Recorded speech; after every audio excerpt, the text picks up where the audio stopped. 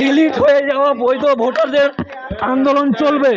Voter delete হয়ে গেছিল, তার প্রতিবাদের ওইখানে ছিলাম বলে অ্যারেস্ট হলাম বাগডোগরা এয়ারপোর্ট থেকে। মোথাবাড়িতে জাজেদের আটকে রাখার ঘটনায় মূল অভিযুক্ত আইনজীবী মোফাক্কেরুল ইসলামকে শুক্রবার বাগডোগরা বিমানবন্দর থেকে গ্রেপ্তার করা হয়েছে। গ্রেপ্তারির পরেও বারবার একই কথা বলছেন মোফাক্কেরুল, ভোটারের নাম বাদ গিয়েছে, আন্দোলন চলবে। একই সঙ্গে তার সহযোগী হিসাবে অভিযুক্ত আকরামুল বাগানিকেও আটক করা হয়েছে বলে জানা গিয়েছে।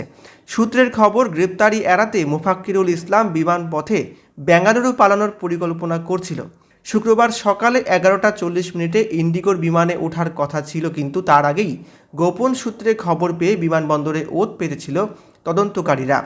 পুলিশ এবং সিআইডি সূত্রে জানা গিয়েছে, আগে থেকেই তার গতিবিধির উপর নজর রাখা হচ্ছিল। বিমানবন্দরে পৌঁছানোর পরই তাকে চিহ্নিত করে পরে আটক করা হয়।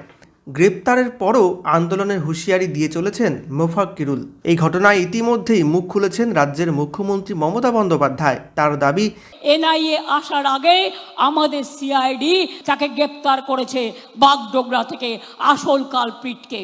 এই বিষয় নিয়ে কি বলছেন সুকান্ত মজুমদার এবং শঙ্কর ঘোষ, পরপর শুনে নেওয়া যাক। ডিলিট হয়ে যাওয়া বৈধ ভোটারদের আন্দোলন চলবে। ডিলিট হয়ে যাওয়া ভোটার যতক্ষণ না ডিলিট হয়ে যাওয়া ভোটার ততক্ষণ না जी क्या हुआ था आपके साथ, क्या हुआ? বৈধ ভোটারদের আন্দোলন চলবে।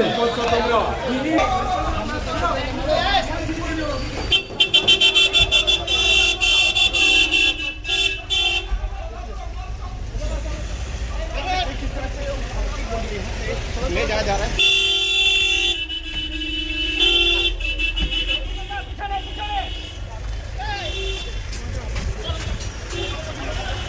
এ মূল উস্কানিদাতা সেদিন এ গাড়ির বয়নটের উপরে দাঁড়িয়ে ভাষণ দিয়েছিল এবং প্রচুর মানুষকে উস্কেছিল এই জুডিশিয়াল ম্যাজিস্ট্রেটদেরকে আটকে রাখার জন্য। মোফাক্কেরুল মূলত ইটাহারের বাসিন্দা এবং সেই ইটাহার থেকেই তৃণমূল কংগ্রেসের বিধায়ক এবং তৃণমূল কংগ্রেসের মাইনরিটি মোর্চার প্রেসিডেন্ট সেই ইটাহারেই বাড়ি। এবং এই জন্য ভালো করে তদন্ত করে দেখা উচিত যে মোফাক্কেরুল আদপে কার হয়ে কাজ করছিল। তৃণমূলের যে সংখ্যালঘু মোর্চার প্রেসিডেন্ট, যার বাড়ি ইটাহারে, মোফাক্কেরুলের বাড়িও হচ্ছে ইটাহারে।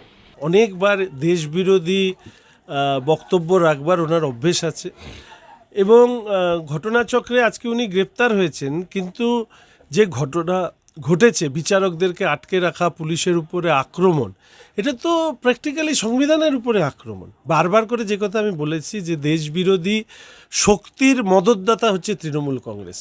আমাদের পশ্চিমবঙ্গে এই যে অভ্যন্তরীণ যে নিরাপত্তার অভাব, এর পেছনে তো বোঝাই যাচ্ছে যারা দেশের ভালো চান না তারা যুক্ত আছেন। জয়রামন সাহেব এখানে আছেন। কেন মানে এনআইএর তদন্ত, সুপ্রিম কোর্টের আদেশ, এখন গ্রেপ্তার, এই সবটা মিলিয়ে নিশ্চিতভাবে পূর্ণাঙ্গ তদন্ত হওয়া উচিত। এবং তৃণমূল কংগ্রেসের রাজত্বকালে পশ্চিমবঙ্গ যে দেশবিরোধীদের আখড়া হয়ে উঠেছে, এটা তার প্রমাণ।